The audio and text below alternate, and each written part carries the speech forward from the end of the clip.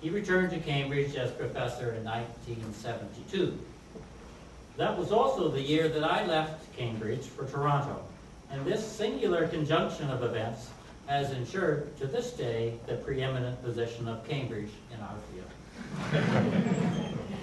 Donald was a very effective first director of the Institute of Astronomy and is now Professor Emeritus. Donald's work is theoretical, but not divorced from the inspiration of the rich observational data that beg for interpretation. He has focused his talents on many problems, like the formation of the galaxy, the dynamics of structures within it, like accretion disks, spiral arms, and globular clusters, and with breathtaking scope has considered superclusters of galaxies, Mach's principle, and indeed the entire universe. His outstanding achievements have been recognized widely, to mention just a few, by the Eddington Medal and the Gold Medal of the Royal Astronomical Society, the Brouwer Award and the Henry Norris Russell Lectureship of the American Astronomical Society, the Bruce Medal of the Astronomical Society of the Pacific, and most recently, in 2008, the inaugural Kavli Prize in Astrophysics. One of the many great insights that Donald has had, in this case from analyzing the then new phenomenon of quasars, is that there are many galaxies that harbor a supermassive black hole at their center. His 1969 Nature paper entitled "Galactic Nuclei as Collapsed Old Quasars" inspired an enormously fruitful field of research worldwide, one that is still very active today. We are honored to have Donald here this evening to engross us with the history of giant black holes.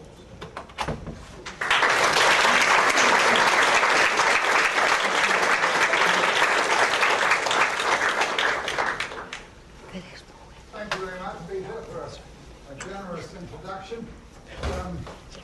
It's been great for me to have a sister who's near the University of Toronto, in Oakville, which is right here tonight.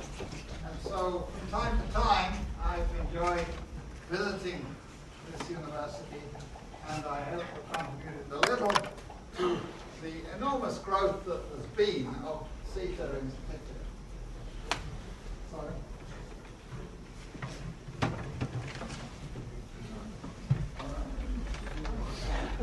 Technology is this way, you know, sometimes it works.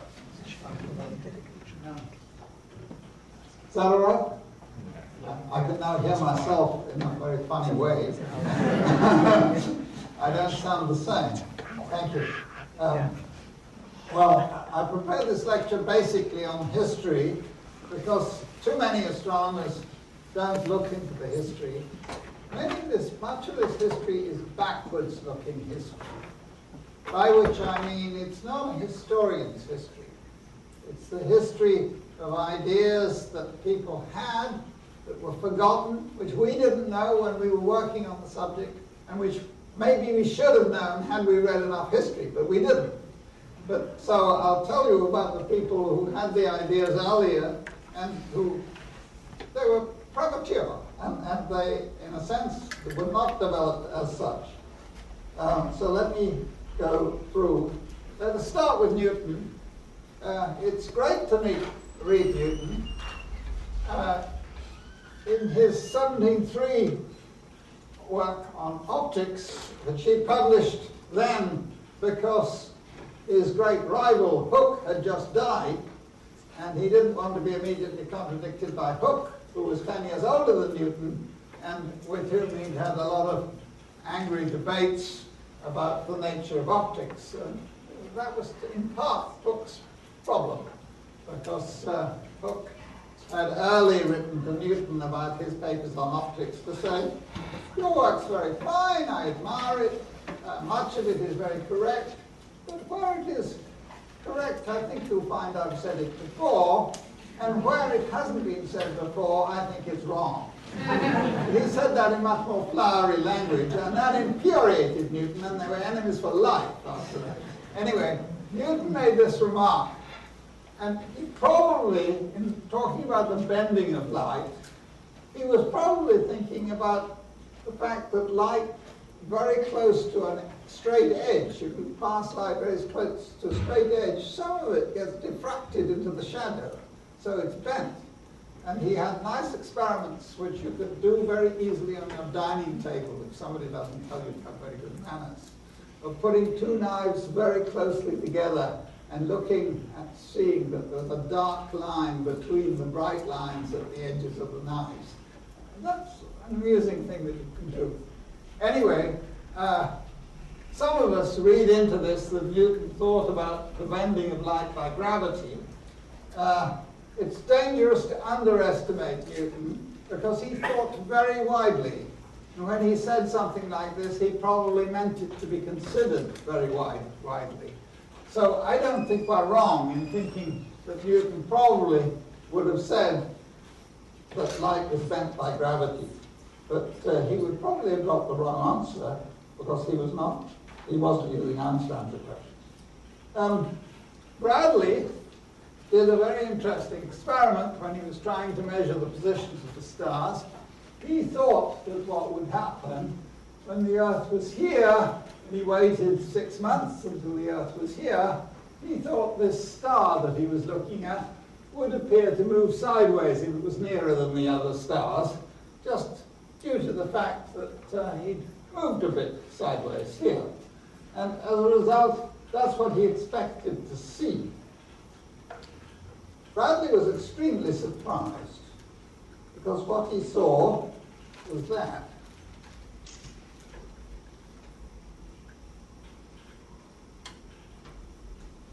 Does that surprise you?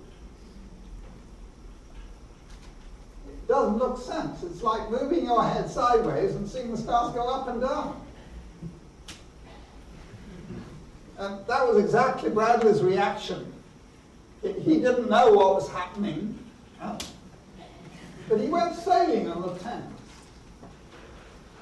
And if you're a sailor, I'm sure you know that if you're sailing around,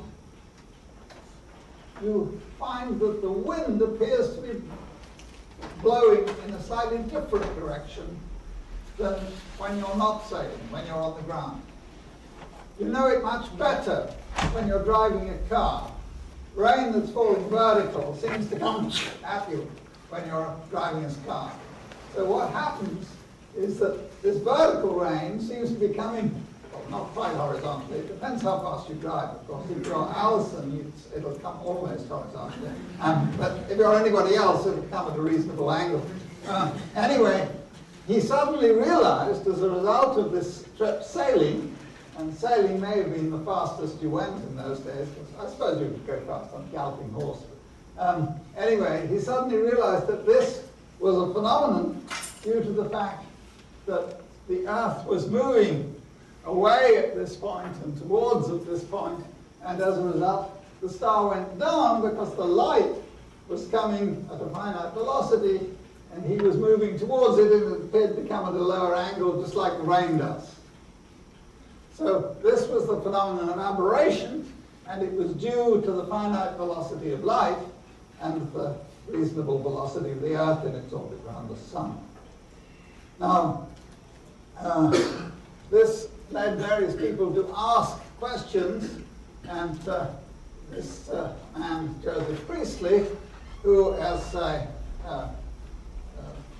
nonconformist was somewhat persecuted in England and finally fled to the United States, he asked, how do the elements of light, which he wouldn't have called photons precisely, he might have called them something else, but anyway, the elements of light, behave when pulled back by the sun's gravity, and he thought that they would move very slightly more slowly, and to be precise, 2 parts in about a million, and in reality they don't move more slowly, but they get slightly redder.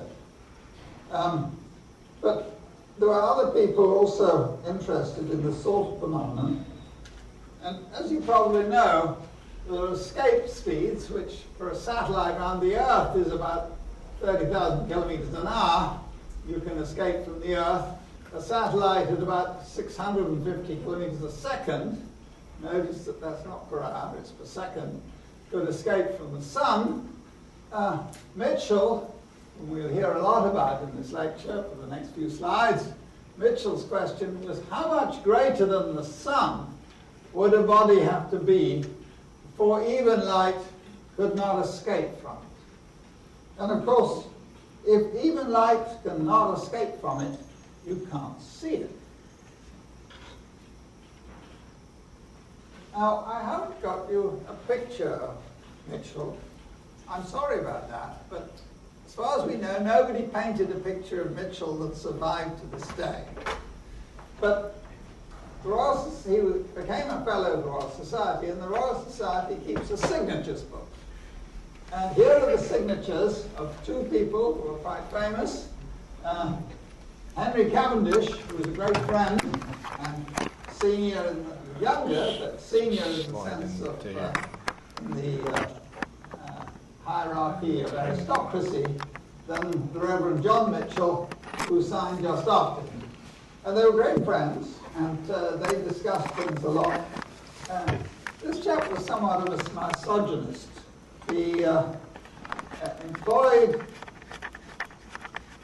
young ladies. He never saw them, they were somewhat strange man.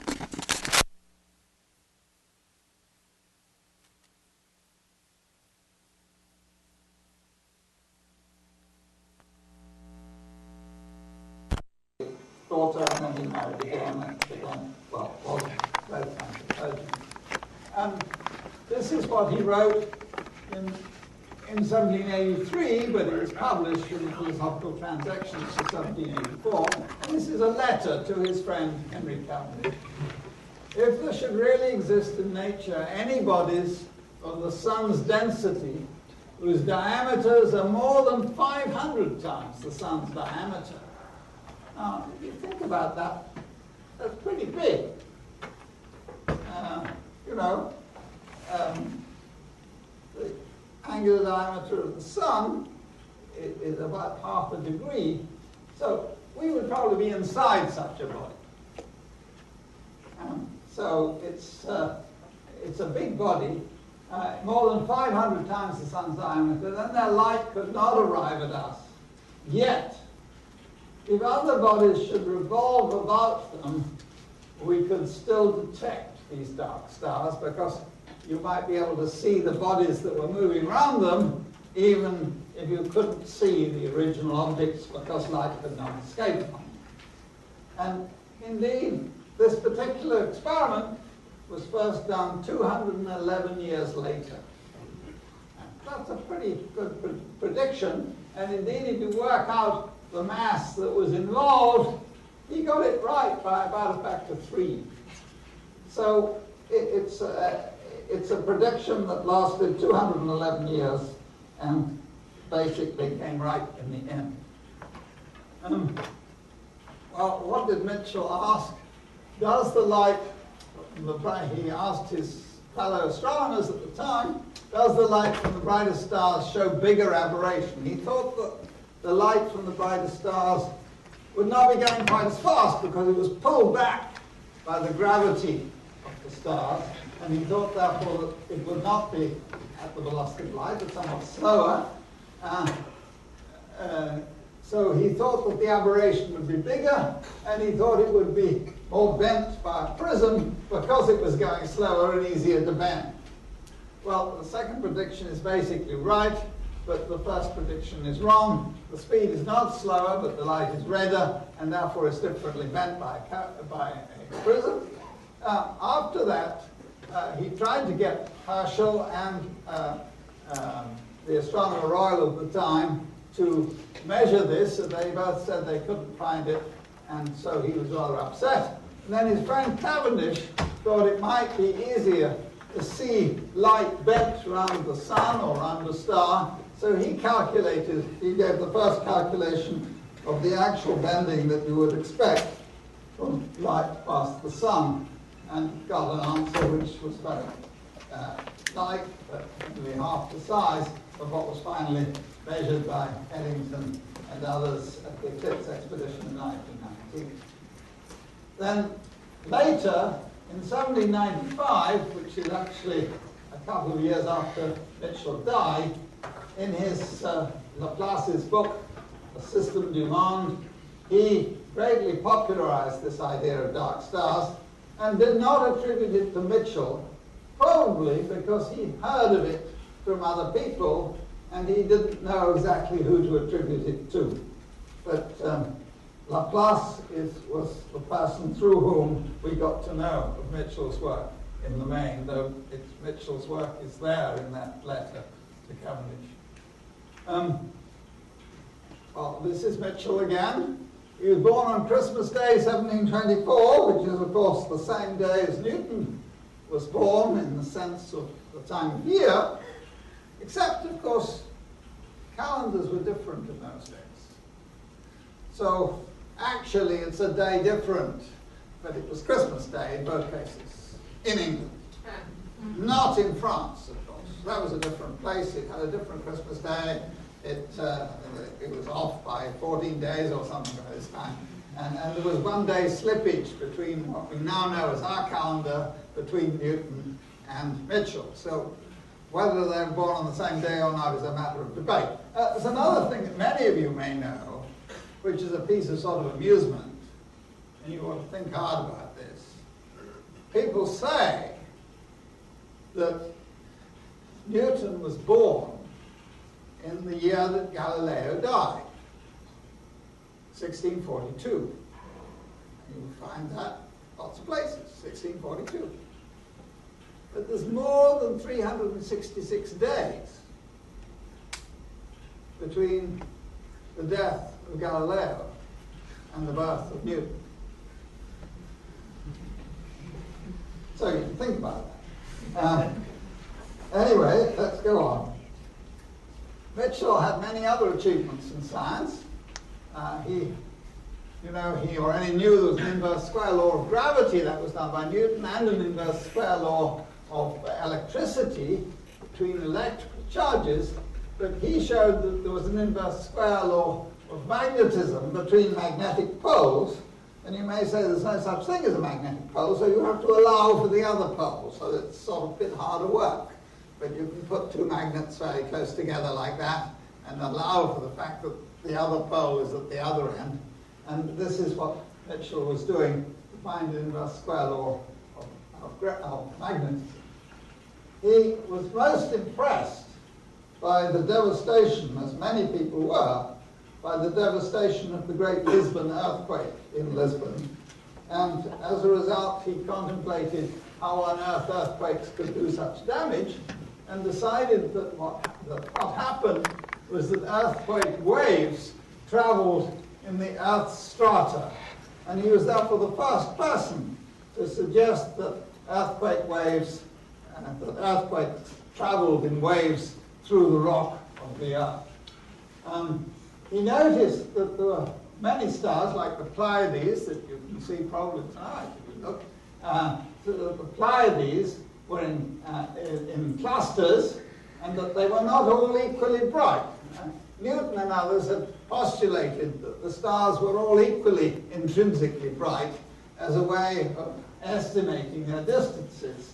But Mitchell pointed out that the stars in the Pleiades are not equally bright by a long way, and he suggested they were held there by gravity, and he suggested that the fact that there were too many close stars in close pairs, particularly if you look through a telescope, was nothing but no chance, and he was therefore the first to use statistical ideas in astronomy.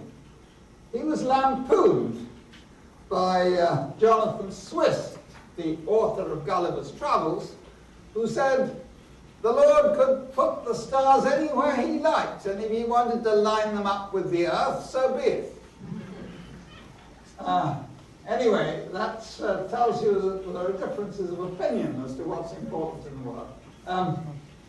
He predicted these giant black holes in 1783.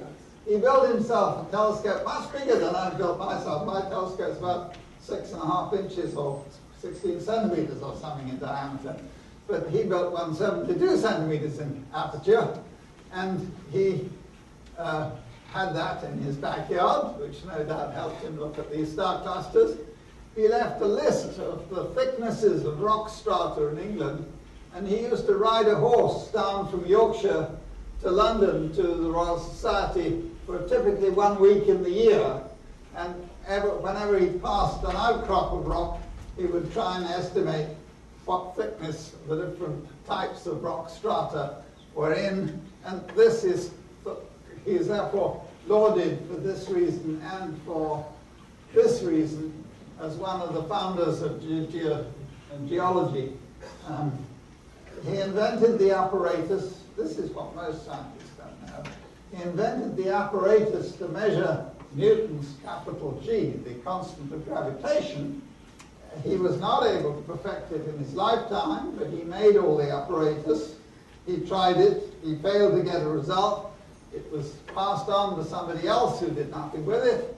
And then his great friend, Henry Cavendish, said, please, if you're not going to use it, please give it to me. And as a result, he got it and then found it very difficult to use and had to substantially rebuild it. But this is one of the great and very tricky experiments that Cavendish perfected, and Cavendish is rightly famous for it. But if you read his paper, he gives a lot of the credit for inventing the apparatus and the method of doing it to his friend, the Reverend John Mitchell. Now, this chap was almost forgotten. You know, he did all these things. And then in the 1895, he had an entry in the Dictionary of National Biography in Britain. And Agnes Clark, who was a famous, in her way, and commentator on astronomy, and was very well in tune with what was known and what was thought about in her day. And so she was reflecting what was known. And the last, she says certain things about Mitchell. And then, after having said this, this thing, for which Mitchell is now rightly famous, is commented on by the statement, he spent his last years vainly speculating on the influence of gravity upon light. Full stop. So it's vain speculation that I'm now talking about.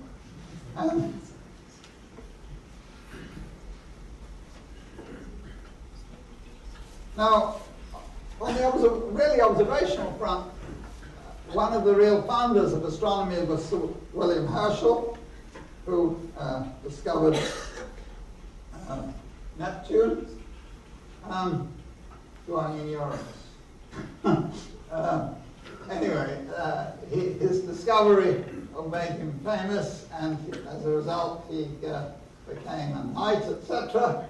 He was originally fled to England because he didn't want to be a bandsman in and to fight wars in Germany. But he came as a musician, and then gradually got hooked by astronomy.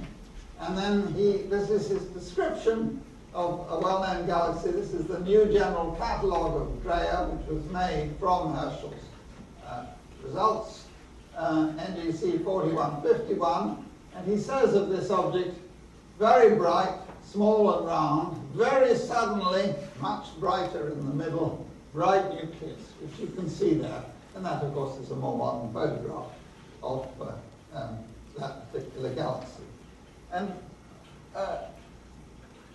what we're going to be concerned with is that some galaxies, this central object becomes so bright that it actually burns out all of this, and you never see anything more than this central piece of the nucleus of the galaxy. This particular galaxy will play a part later. This is, again, Herschel's description. Very bright, very large, much extended at 0 degrees. And this is the galaxy 4258. You see there's another galaxy in the same field. Anyway, that's his description of this galaxy, which was the one in which Mitchell's prediction was first really confirmed. These are some pictures. This is a picture of Herschel's great telescope, not his best telescope. It was one that was very large, but it was not actually as good as his somewhat smaller telescopes, but it was the one for which the king helped pay a lot of money for him to make. This is the modern telescope called after him on La Palma, and that's the William Herschel telescope at the observatory on Les Mochachos on the top of La Palma. And this is the first really big telescope that was built in Ireland by Lord Ross, who's the sort of founder of big telescope making in some respects. You can see it worked between walls, and it was an incredible device, but it's a 1.8 meter telescope. And with this, he discovered that these galaxies looked beautifully spiral in the middle. Bairstow Slifer, whom we'll meet later, is another person whom I think is rather underestimated. He worked at the Lowell Observatory in Flagstaff, Arizona. He discovered that most galaxies move away from us at high speeds and that they rotate at very considerable speeds. In 1917, he took the spectrum of the nucleus of NEC 1068 and found the lines so wide that he said the case hardly lends itself to the ordinary radial velocity interpretation of the widths of these lines. These are spectral lines in the spectrum, and they're widened by the same effect that you have in a train when it moves towards you. It has a higher pitch. When it moves away from you, it has a lower pitch. So if you have some of it moving towards you, there are two trains, one at low pitch and one at high pitch, one moving towards you and one moving away from you. You'll find their whistles are at different pitches, even if they're really at the same. And it's that thing done on light rather than on sound that gives you the widths of the spectral lines. But now, his conclusion was that there might be something else going on there than ordinary velocities. That conclusion is actually wrong. We now believe that these breadths of lines are actually due to very high speeds inside the nucleus of 1068. Here's a picture of Bairstow Slifer and a picture of the galaxy, which has a very bright nucleus, which he was concerned with observing. Herschel said of it, pretty large, irregularly round, suddenly brighter in the middle, and then partially resolved nucleus, which meant he thought he could see stars inside this thing.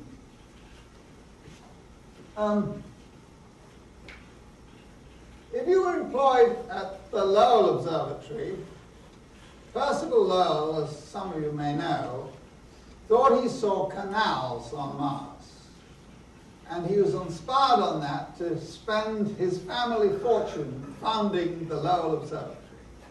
And one of the conditions if you were going to be employed as an observer at the Lowell Observatory was your sight was sufficiently clear and clean that you could actually see canals on Mars. Hardly surprisingly, the people at the observatory saw canals on Mars. Anyway, one of them, a chap called Davis, made some experiments to see whether the appearance of canals might actually be due to the problems of the shimmer in the atmosphere. And he wrote to a friend of his saying, you know, I think the eye makes things like this, so perhaps the canals are not there. Unfortunately, the friend of his was a nephew of Percival Lowell. And he was dismissed at once and had to go to find a job at the University of Arizona. And he found a job in astronomy at the University of Arizona, and then he got interested in the history of sunspots. And he was trying to think, well, you know, we can observe sunspots now, and the Royal Greenwich Observatory and other places have made catalogues of how many sunspots there are. Could we do it in the distant past? How could we do it in the distant past? And he thought of the clever idea that perhaps in Arizona, which is very arid, trees grow more in a wet season than in a dry season. And as a result of that, he started studying tree rings. And you may know there's a marvelous laboratory now devoted to tree ring dating, and it dates all the settlements of Indians in the southwest in Arizona. And this is all because he was sacked from the Lowell Observatory. So sometimes good things can happen as a result of apparent catastrophes. Anyway, those stories are all there. Now, we're going to skip a bit now to Carl Schwarzschild, who was living, in fact, he died during the First World War, but shortly before he died of skin disease that he caught in the trenches. He was German, but Jewish. He got what's called the Schwarzschild solution of Einstein's equation. And in 1916, he wrote down that solution. And he wrote down that solution in two parts. He wrote down a solution that he thought would do the very outside of the star where there was nothing. And he stopped it somewhere like that, and put on a totally different solution that would look in some sense like that in the middle. And this is called the internal Schwarzschild solution. And that's the solution where there is something. And the solution outside the something was out there. And these two join somewhere way out there. And I've drawn it as a hole because, you see, you fall into things. So it's natural, if you want to think of downwards as where you fall, to think that you should be able to fall down into this thing. And this is the sort of place that Schwarzschild was thinking of drawing. Now, this is what Mitchell would have called his horizon. That is the place from which light could not escape if you had a body way down inside that radius. So Mitchell's radius, which is now called the Schwarzschild radius because nobody thought about Mitchell when Schwarzschild wrote this because he'd been forgotten. But Mitchell's radius is way down in there, and it was way inside the star, and the star, it doesn't really occur when you take the outside, you see, and then you join it onto this. You don't get to this radius at all. So the light can always escape. So you can get light from the middle of a star, and there's no problem. It ekes its way out through the star, hard work, zigzagging all the way out, and then eventually it kind of gets out, comes to us, or comes to somewhere. So that was what Schwarzschild had done. And that's what it's saying it all again. That Schwarzschild had two bits, and no one was bothered by the very odd behavior that happened inside the Mitchell radius because they didn't think it was real, because it was joined on up here to something else. And nobody bothered about that. And then in 1924, Eddington, who was interested in pointing out that somebody who'd had another theory, which he claimed to be his relativity, was not actually the same, he realized that if you took a different situation, instead of looking for a static situation, you looked at this thing from infall as something that was not static but infalling, he found that you could actually go through that Mitchell radius. But as his point was just to contradict somebody else, nobody really noticed that this was an extension until very much later. And no one at this time thought black holes were real. So nobody was getting anywhere near the Mitchell radius. And nobody thought it was a real place. However, by 1939, people were getting more interested, and Einstein got very worried because Einstein didn't like places where his equations went wrong. Nobody has invented good equations like places where his equations go wrong. And he thought they ought to exist and be proper everywhere. And they apparently seem to go wrong at this Mitchell radius and inside the Schwarzschild solution. So in order to see whether in practice he really should be worried or not, he made models, a theoretical model of a star cluster, just to say gravitating objects are inside here, and let's see how small we can make them and make a suitable static model. And he found you couldn't make them as small as the problematic radius. So he thought perhaps it wasn't a real problem and he didn't have to worry about it. However, other people had started working on this from a different point of view. And this man, who's famous as having created the first atomic bombs, or being the master of ceremonies at least, and one of the masterminds behind the making of the atomic bomb, or this is rather before the atomic bomb, as you can see, he and Schneider took the problem of a spherical mass of cold gas and just letting it drop. And he found it would go inside its Mitchell horizon. It would just carry on using Einstein's equations of general relativity. It wouldn't be a static solution, but it would go on through there and it would drop inside the Mitchell radius, and that no light or nothing appeared to be able to escape from that radius. And this, for the first time, was rather different, because whereas previously Mitchell was just saying, well, you know, if you had something, it could still exist inside there, but the light couldn't actually get to us. It could get out so far, but it would then fall back in. This is rather different. Light wouldn't even be able to get out from things inside there. And that was a property because everything was falling in at that point faster than light, as it were. Everything was going inwards, and so in practice the light would not set out, as it were, from the black hole radius, which is the same as Mitchell's radius.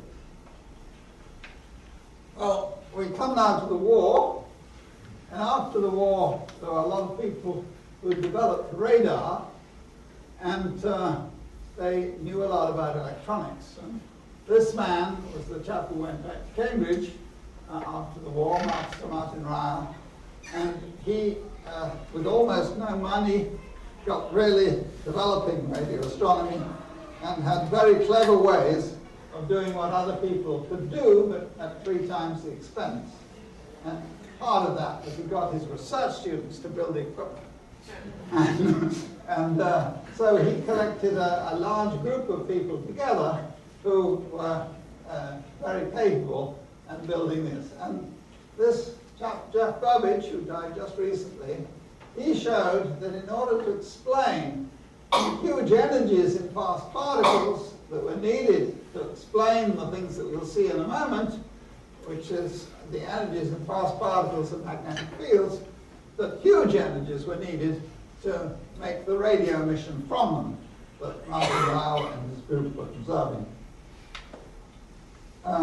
This is actually a better picture than Maarten Lowell ever had, but he had pictures of these great radio things on either side, and there's a galaxy in here which is about so big. So these things come an enormous distance from the galaxy. Originally, these jets were not seen at all. They can only be seen if you go to rather higher frequencies than the original radio astronomy. So original radio astronomers saw these great things, one on each side, but they didn't see anything in the middle here except that there was a galaxy in the middle. And I put on the side there a stamp that commemorates Maarten Lowell, which came out fairly recently, and it commemorates his efforts to radio survey of the universe. The date there is 59. Whether that's the best date to put on, I'm not that sure. These are some of the objects that are all given 3C numbers. These are rather beautifully colored, and they all come from the very large array in Socorro, New Mexico. These top ones are all, I think, 3C31, and different views of it. This is that, and this is the central part. This is the central part again. This is a radiograph, that is a picture taken at the radio wavelengths of 3.6 centimeters. That's considerably smaller than you normally get on your radio, I suspect, but in wavelength. But anyway, you can get these now wonderful pictures. Originally, these pictures were very blurred, but you now get wonderful pictures of these different galaxies. And in most of these, you can see here is the galaxy, here is the jet that probably is precessed a bit from making all this radio noise that comes out from this. And it's the energy that's needed to make the radio emission that you're seeing here in color as light. That radio emission needs a large energy in magnetic fields and in very fast particles in order to make the emission that we see.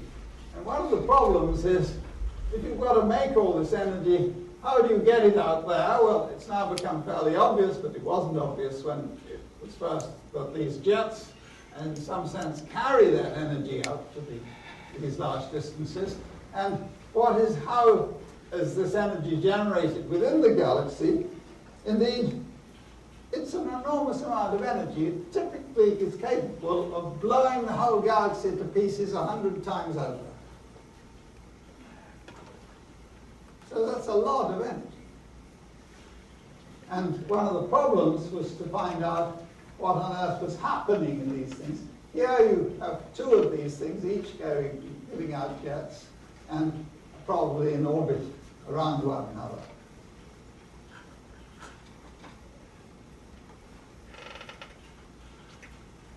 Now, Henry Palmer of Jodrell Bank, this is, perhaps this is, I'm lost. It's not the normal Jodrell Bank picture. So this is Owens Valley, that's correct. It says so at the top. So this is the Caltech instrument at Owens Valley. Henry Palmer of Jodrell Bank gave Tom Matthews of Owens Valley Radio Observatory a list of the small 3C sources, and that contained these particular 3C sources. But he gave him a list of about 30. And these were the ones that were actually, when Henry Palmer measured them with radio telescopes strung across England and connected by radio links, he found that these particular ones were very small.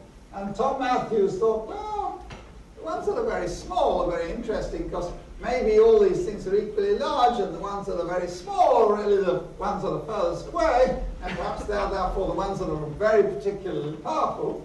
So he thought that they were very interesting ones to study, and he convinced the director of Owens Valley to get Reed, who was the research student, to refine the Cambridge positions, in particular by using larger north-south separation of his aerials, in order that people could get optical identifications of these objects. Now, that needed good positions, and Sandage was photographed the fields in which these positions were, and when, as for 3C48, there were only stars there, he worked, because he was particularly interested, to find a radio star, whereas the other radio sources, when there was galaxies there, they were probably very distant and probably radio galaxies like the ones that had been found before. So those identifications were given to his colleague at Caltech, Maarten Schmidt. Alan Sandage was at the Carnegie Observatories, which were then called Wilson and Palomar observatories. In 1961, Sandage identified 3C48 with this object, which doesn't look very exciting. Those of you who have rather keen eyes can probably see that there's some slight brightness down in this corner, otherwise it looks like a star. And this is the radio picture of the same object, which is extended not quite at the same angle, but almost. And this was the radio picture and the optical picture. And he took the spectrum of this star and thought it was full of emission lines. It didn't make any sense to him. And so he was stumped to know what the spectrum meant. And he asked Bowen, the director of Mount Wilson Palomar, for help. And Bowen, who was himself a great spectroscopist, couldn't help, but he said, well, Jesse Greenstein is looking at rather esoteric states of oxygen and other simple elements, and he may be able to help us. So they went and consulted Greenstein, but it defeated Greenstein too. And so nobody could identify 3C48. Now, in that, believe it or not, it's me in the middle there, and this is Olin Eggen, and this is Alan Sandage again. And in early 1962, I was working with Eggen and Sandage on the problems concerned with the formation of our galaxy. And I remember him, Alan Sandage, coming down from observing with crucial evidence. This object, 3C48, that star I've just shown you, had varied by 20% in 2 months. Now, what did that tell him? 20% in 2 months. A galaxy, well, central parts, maybe 10,000 light years across. Could you make that vary by 20% in 2 months? If it's 10,000 years from one side to the other, it doesn't seem very likely that it's going to vary by 20% in 2 months. So Sandage deduced that this thing had to be less than a few light months in size. So it was tiny compared to the galaxy. My God, it's the first radio star we've got on. And he tried to explain then the radio emission, and he wrote a paper with Matthews. Didn't publish it immediately. They were obviously having some doubts about it. And so even if the spectrum he couldn't understand, he thought he nailed it as the first radio star. Now, at this time, radio source positions were still rather poor. That was the difficulty in identifying them optically. They were much worse than the optical positions. They're now better. The radio astronomy has improved faster than optical astronomy, that's right. And this made sources hard to identify. Now, Hazard was moving to Australia, and he realized that in 1963, the moon would pass across a particular quite bright radio source. Now, why is that important? You can time when the source disappears behind the moon, and you can time when it reappears after the moon. So you then get 2 moon pictures which intersect in just 2 points. And so one of those 2 points, actually your resolution is better, so you can even tell which point it is, and you can get absolutely pinpoint where the object is. And so he thought that that's great. And John Bolton, who had been director at Allens Valley, had moved back to this magnificent new instrument at Parkes, and he discovered that the instrument would go far enough down to allow Hazard to see 3C273. But Bolton is a real man. He just got a bulldozer, and he bulldozed a trench so that the tip of this thing wouldn't hit the ground when it was right over. And as a result, they observed 3C273, and as a result they got a very good position for this object. And it was slap on top of a 13th magnitude star. And that was a great event. And this position was communicated to Tom Matthews, who was the radio astronomer at Caltech, and he gave Schmidt Hazard's position 3C273. Schmidt was not at Mount Wilson and Palomar. He was on Caltech campus, and he was not involved and didn't know about 3C48. And now it was his turn to be stumped. And he was in a more desperate situation than the others, because after a month, they wrote to Schmidt had taken the spectrum, and he didn't know what it meant. And after a month, he still didn't know what it meant. And the others were saying, we've got the position, you've taken the spectrum, you must publish it. And you know, to publish a spectrum, if you're a spectroscopist, or you think of yourself as a good astronomer, and you don't know what it means, that's all bad news for your career. And so he puzzled a lot over this, but he had only a week now in which to look at the spectrum before he had to publish, because the others were going to publish. And so he looked at it again, and suddenly he realized at the very end that if he ignored the brightest of the two lines that he had, the others seemed to show a series, a sequence.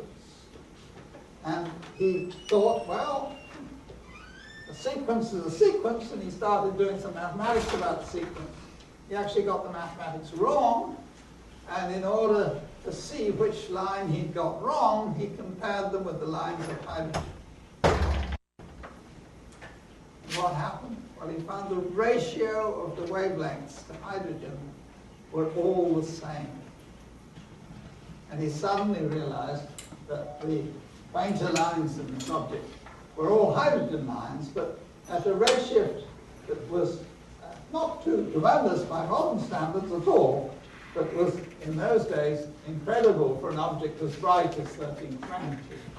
So the lines were hydrogen lines with much bigger redshifts than could be expected for bright objects. And they were also bright lines of other elements which are later invented. So these quasi-stellar radio sources turned out to be about 100 times as bright as whole galaxies, and yet they must be very small, so they vary so quickly.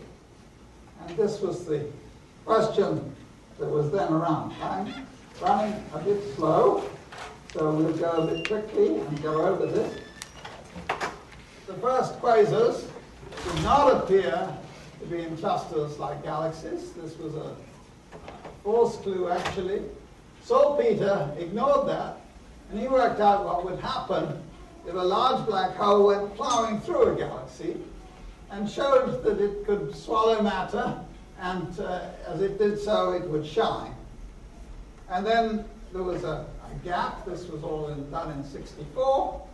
Thanks to work by Sandage and by Schmidt, who worked on how many quasars there were at what brightness, by 1969, we knew that radio quiet quasars, or QSOs as they were called, were much more numerous than the original quasi-stellar radio sources, or quasars. So these things were much more common than these, by a factor like 50. And it was likely that most of them were only bright for some of the time, because they were varying quite rapidly, these objects.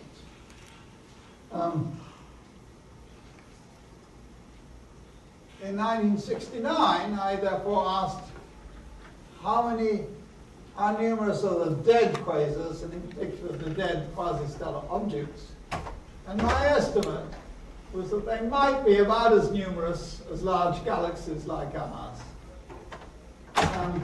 It's also true that the gravitational energy that's given out as light by these things is the dominant source of their light. And once they've lost it, then the objects are trapped. They can't get out. They haven't got enough energy to get out again once they've lost the binding energy of that gravity.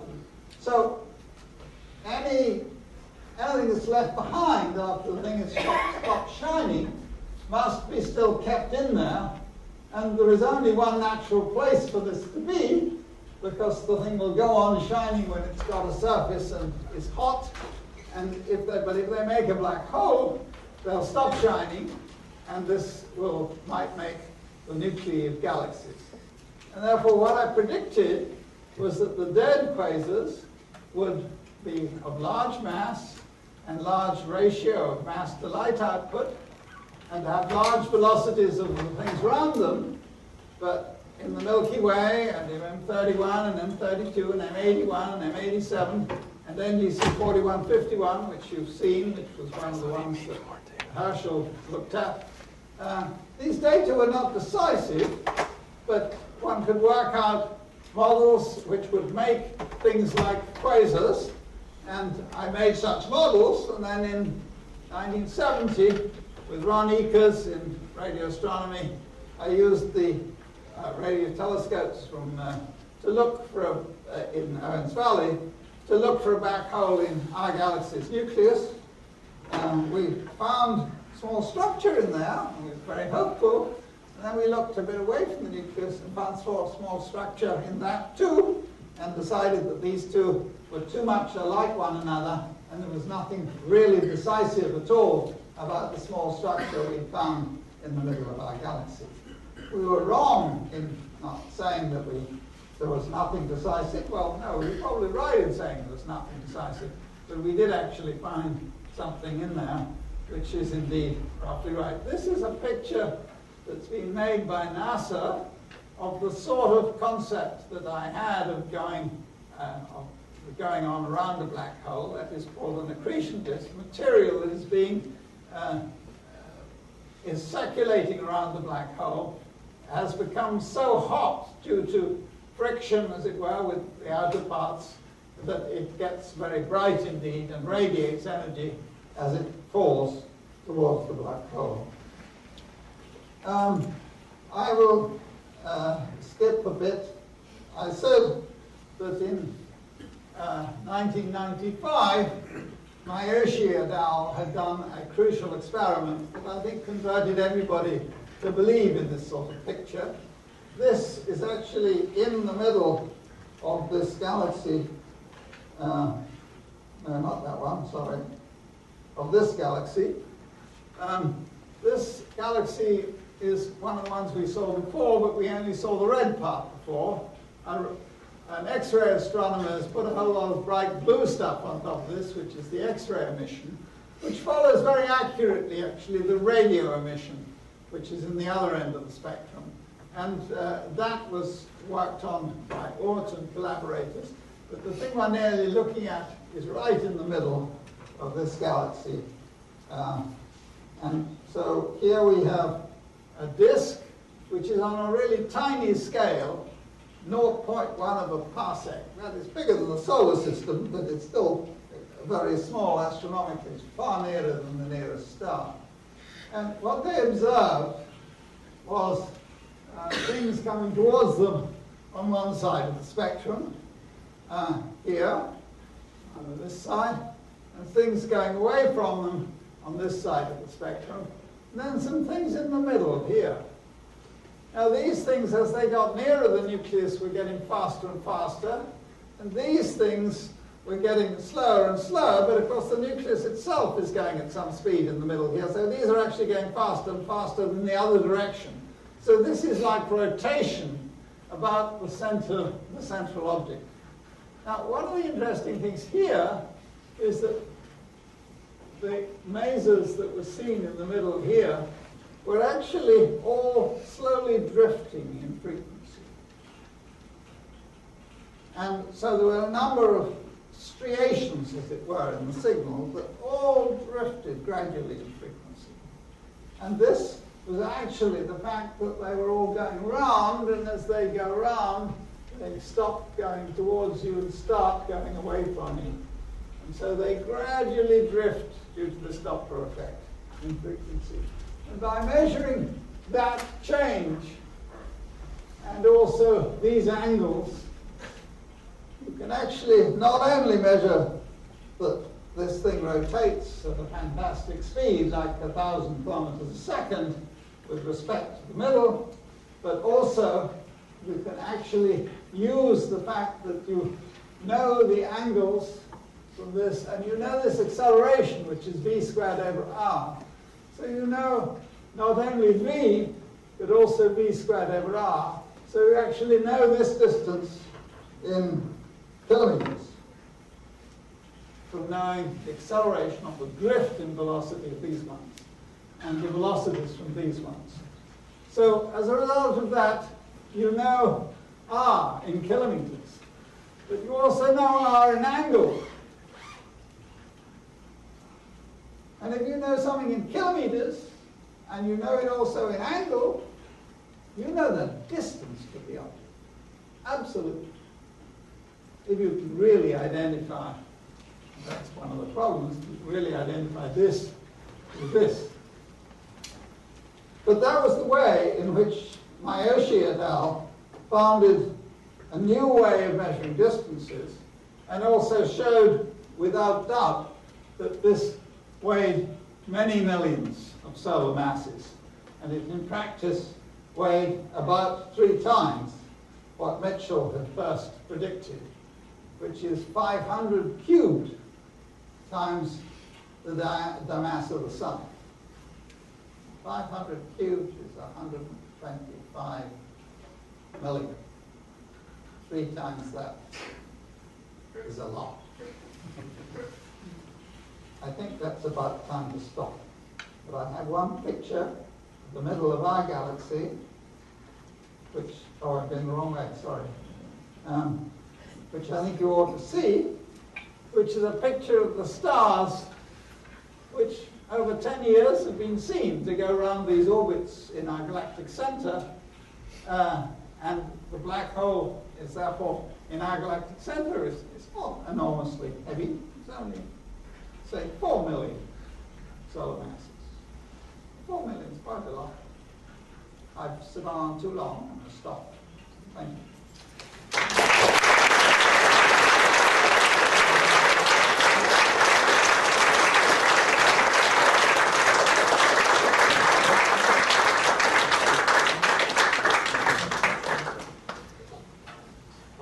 Great things about our field is that as questions are answered, and we've seen some of this unveiled here tonight, more questions arise. And now it's your turn. I'll take them as I see. So it's a really good talk. I really enjoyed it. And my question is that, so now we know that the center of galaxy is so massive. Do we still need dark matter to account for the missing mass of the galaxy? Well, of course, one answer to that, which is very cheap, is black holes are themselves dark. And indeed, some people investigated the idea that dark matter was made of much smaller black holes flying around the place. I think most people don't believe that, and it doesn't work out very well in the scheme of things. In the outer, well, where you really need dark matter, in the first instance, is in the great clusters of galaxies, where many galaxies are agglomerated together.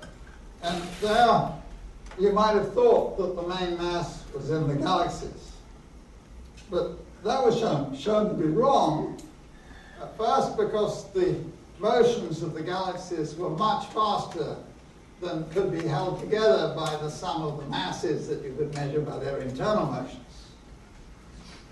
So you needed some more. But the X-ray astronomers then found a whole lot more. They found that the hot gas in between the galaxies actually weighed more than the galaxies in these big clusters. So there was a great hope that you might add that up and get enough. It didn't work out. You were still short by a factor, maybe 4. And so, yes, you do need more matter in the great clusters of galaxies. And most people who work in the outer parts of galaxies find that the velocities go up, as you might expect, and then they remain about constant, and the light disappears in here at this radius, so you don't see anything more. But instead of falling down as you would if the mass was just inside you and you expect the velocity curve to go down, but in a number of cases the velocity curve just kept on about the same value. That is something you would get if the mass in each radial shell was about the same. So the mass seems to accumulate far beyond the place where the light accumulates. This certainly means that the mass-to-light ratio is enormous. Now, the first person to do this, as far as I know, seriously, was Babcock during the war. And his work has not been greatly cited, but he did that in his thesis during the war. And he later became the director of Mount Wilson's Harbour. But he's famous for work on the sun's magnetic field, not on dark matter at all. But he was one of the first people to really detect dark matter in the outer parts of galaxies. In clusters of galaxies, it was done by Zwicky earlier in the 1930s. Zwicky would probably have been happy with the amount of matter that people later found by X-ray astronomy. But, you know, things get better gradually. I mean, I don't know whether in this country things are getting better at present, but if you look in the overall trend, you meet Canadians who had it much tougher than you did. Isn't that true? It's a great time for the War of 1812 commemoration, but I'm sure it was tougher then.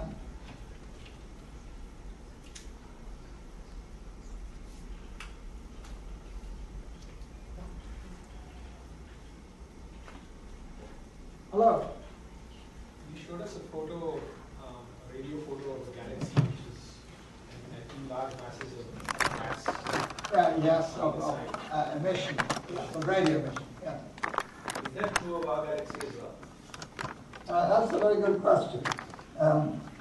Very recently, not in radio, well, our galaxy does produce radio. The middle of our galaxy is a radio source, Sagittarius A. But it's not one of these great big extended ones.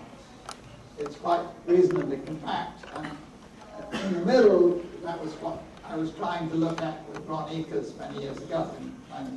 Well, it's the year that Nixon invaded Cambodia. I know that because the reason I could go up and take part in those observations was the Caltech students were on strike. That never happens, but it happened that day. Anyway, sorry, I've got off on a tangent. What has been found recently is that there are two sort of semi-bubbles, one below and one above and one below the center of our galaxy, not in radio and not in X-rays, but in gamma rays. They're even harder than X-rays. Don't get too many gamma rays, they're not good. But anyway, these balls of gamma rays do seem to be one above and one below the galactic center.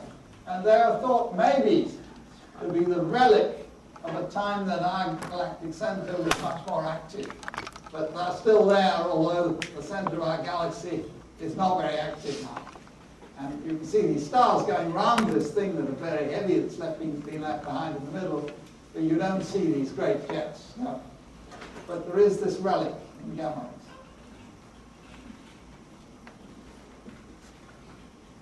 Showed a video of a quasar that was ejecting material from its poles and then returning to the equation phase. Oh, that is all in imagination. That's a picture made by NASA, and those streamers were a representation of what they thought a magnetic field might look like and what material might do if it were attached to it. It's all imagination, and you know, I showed that because it is a picture that shows somebody's imagination of an accretion disk. It's not precisely my imagination of an accretion disk, but I haven't got a video of what I wrote in '69, so what NASA invented 40 years later is the best I could give you, and it shows you a sort of picture that's useful. I do believe that magnetism plays a part in passing. See, the inner part's going around faster and the outer part's going around slower. And you have to have some way of passing that extra thing off so that the angular momentum passes outwards and this thing can get in further and feed into the black hole. And that's what's really making now that friction is thought to be, in part at least, magnetic. And because if you put in ordinary molecular viscosity, it's peanuts, it won't do the job. And so you need some larger scale thing, and it's thought that that may well be coupling by magnetic field from one ring to another ring that's going at a different velocity. And then the magnetic field gets sheared out, and that causes fast particles and radio emission. So those are the sort of things that some of us think about. Do we have another question behind that? I'm just wondering how to create an artificial black hole. How to create an artificial one? It's mentioned in one of the slides. Well, there are, I think there is a chap in New Zealand who's keen on this. I think called Visser, is it? I'm not quite sure. Anyway, people have been looking, there are two things that you might be referring to. One is that people at CERN say when they bang particles together that they might be creating conditions similar to the Big Bang. They're not actually, so it's a piece of publicity in part. Now, in some respects they're similar to the Big Bang, and in others they're not.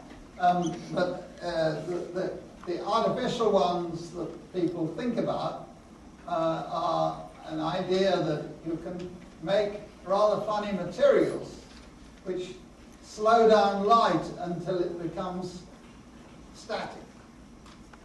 And as you shine the light in and the light slows down as it goes into this very funnily created medium. Now people can talk about that like an artificial black hole, because that's the sort of thing that's happening to light near a black hole. You might be referring to your slide on open theoretical calculations. Sorry, that could be. We'll go back to that if you like. Is that what you're talking about? Or did you think I slowed the slide to do with this or not? Sorry, I misunderstood the question, Si. Have I answered it or not? I think the answer is probably no, but all right. As we've got. Yes. Yes, I do know what a white hole is. Probably not, but they exist in here, maybe in there. And what black holes, you can, in principle, have material fall together and make a black hole.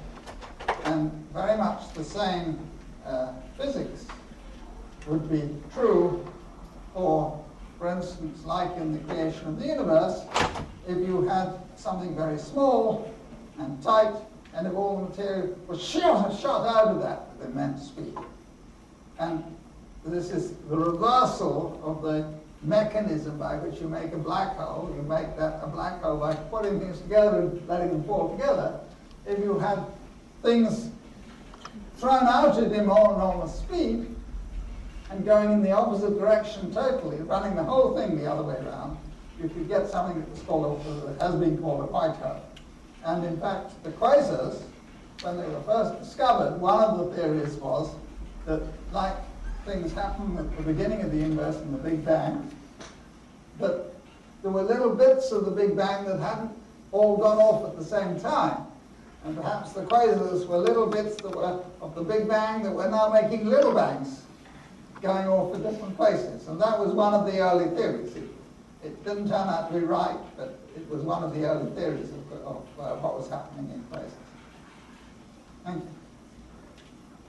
Yes? Is there some ratio between the stuff that goes into the black hole and the stuff that gets ejected? That's again a good question. I do not know the answer. There is some people have models in which, yes, there is a definite ratio of the two, but normally this depends on the model, and there's no universal ratio. There is what is known in the smaller black holes, the stellar mass black holes, is that they have what's called two states, a high state and a low state. And the high state is I think I'm right in saying that the high state is before they make a jet, and then they make a jet and go into the low state. And the states are defined by the amount of X-ray emission they get. And they go around a complicated cycle, and they do this many times. And some people think that it's always true that a certain small fraction of what goes in this way comes out this way as a jet. And various of us have various different ways. I mean, it's a very odd thing that a very flat thing like that should make a very narrow jet. And various of us have various different mechanisms for trying to do this. And I'm a great advocate of the magnetic mechanism for doing this. Some other people have had mechanisms that are both based on having some sort of donut and in a sense, blowing very hard. I mean, like an explosion or a depth charge goes off. And if the easiest way out is up, which it normally is if you've got things held in a flat shape, then you might be able to get everything blown out, rather similar to those pictures of depth charges. And that's something that Maarten Schmidt always used to. It depends on the gas of the mass of the hole. That is like constant. Well, for all I know, you're right. But we don't really know. Yes? A couple of last questions here. You mentioned different people working on the technical issues of problems. Yeah. And what's your opinion about the contributions of Chandra Seyfert? He worked also on these problems. Chandra did very on the theory of black holes themselves. Chandra arrived very late on the scene and proved some quite remarkable things, as it were. Let's say most of the people working on the theory of black holes, like Tucholsky and Thorne and others, and Hawking and Carter, all those people were a lot younger than Chandrasekhar. Chandrasekhar, when he, I'm not sure whether he actually retired, when he ceased to be editor of Astrophysical Journal and ceased to feel that he had to do the normal stuff, decided that he would really learn relativity and really solve some problems in it.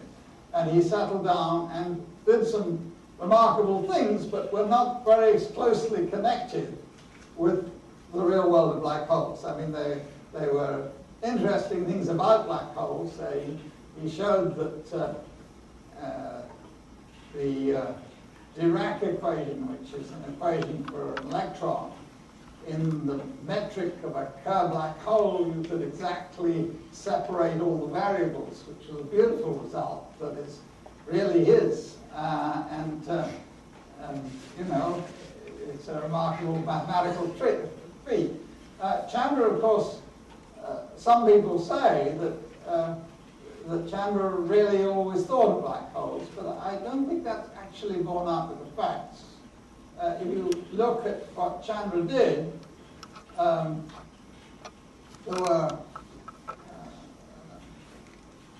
what the history of this was that Fowler produced the theory of degeneracy, which allowed white dwarfs to exist. And then he had various people working with him, and Chandra went to Cambridge as a very young man to work with Fowler. Now, he worked out on the boat coming to work with Fowler the theory of what's called relativistic degeneracy. But this was also worked out by Anderson and somebody whose name is escaping me. I'm sorry, I'm old.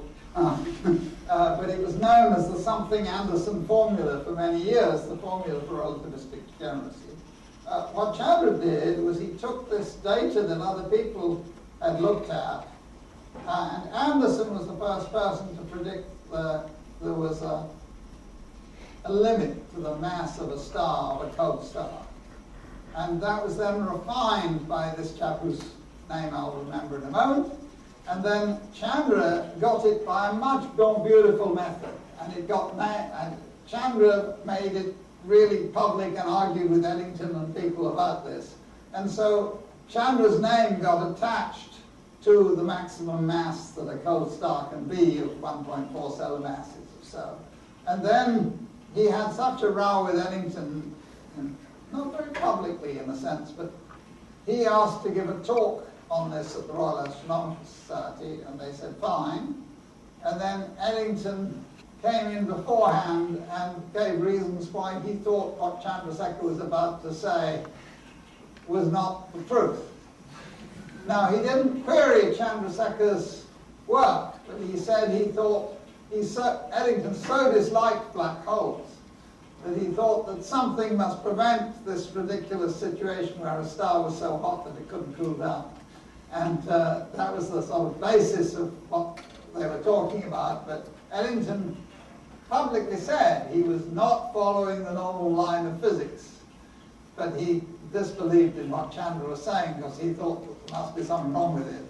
But he agreed that if you took the normal line of physics, what Chandra had done was absolutely right.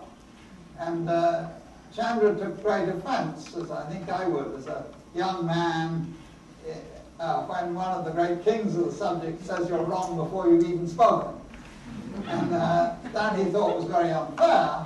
But then he left the subject completely and went into stellar dynamics and radiative transfer and lots of other things for many, many years. And only came back to black holes really after they'd been found.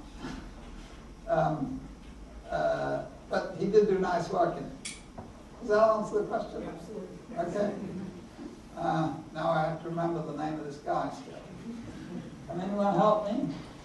A chap who worked on white dwarfs before Chandra? Stoner. Thank you. Stoner, the Stoner-Anderson formula. That's right. Thank you. Stoner is the man. And he got an answer that was within 10% of the right mass, but Chandra's method was much more elegant and got the right answer, as opposed to something within 10%.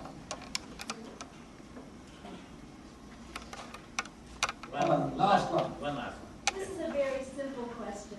You mentioned at the beginning of your talk that there are sometimes discoveries that are made, but no one notices them, or they pass without proper study or whatever. You mentioned, for example, the idea that Newton thought that light was bent by gravity.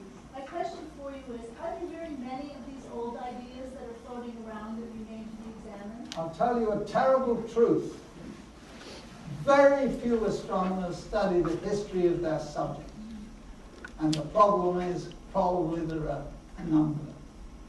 But you have to go and ask historians of science, and we don't really talk the same language, and we don't really meet with them. And, you know, it's a great pity. And I love the history of my subject. But actually, I find too many of the historians of science are interested in the characters of the people and not interested really in what I call the science. And to me, it's the science that's interesting, somewhat less. I mean, I'm interested in the characters of the people. I mean, there's a nice bit about Mitchell, whom I've talked of quite a lot. We haven't got a picture of him, as I said, but we have a description of him. He was small, somewhat rotund, energetic, and of a black complexion. But he was not what you would call black, of course. It only means he had dark hair and probably didn't shave very well. Anyway, that's a background which I like, but you know, I think if I was a very pure scientist, perhaps I wouldn't be worried what colour Mitchell's hair was. I'm sure it would have gone white in old age. Well, please join me, all of us, in thanking Donald for a fascinating, indeed a very excellent Sackler lecture.